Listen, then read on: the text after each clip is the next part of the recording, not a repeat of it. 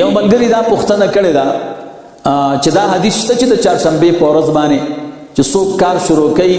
نو هغه به الله تعالی پوره کوي د چهارشنبې د ورځې د بد د ورځې دا برکت دی نو محترمو دا حدیث شته دا المقاصد الحسنه دی دا اول جلد دی او دې کې حدیث نمبر دی 943 ما بدأ بشيء یوم الاربعاء الا تمه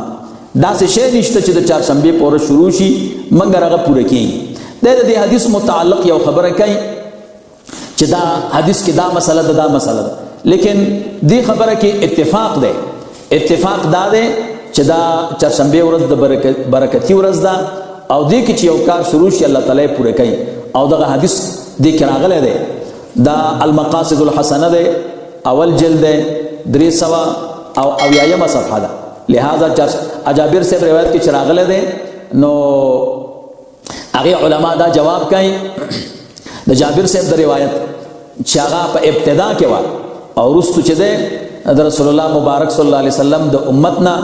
نحوست د یوم الاربعاء لري شوی ده نو د حدیث متعلق اگر که علما د دې په سند باندې بحث کوي او لیکن دا سي روایت په فضایلو کې کار کوي باقی دی کې اتفاق دی دیوی وبلغنی عن بعض الصالحین بعض صالحین نه چده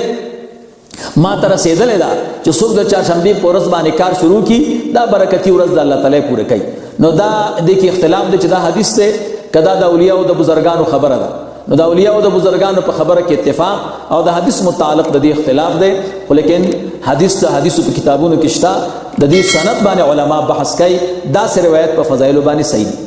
المقاصد الحسنه اول جلد 300 او یایمه صفحه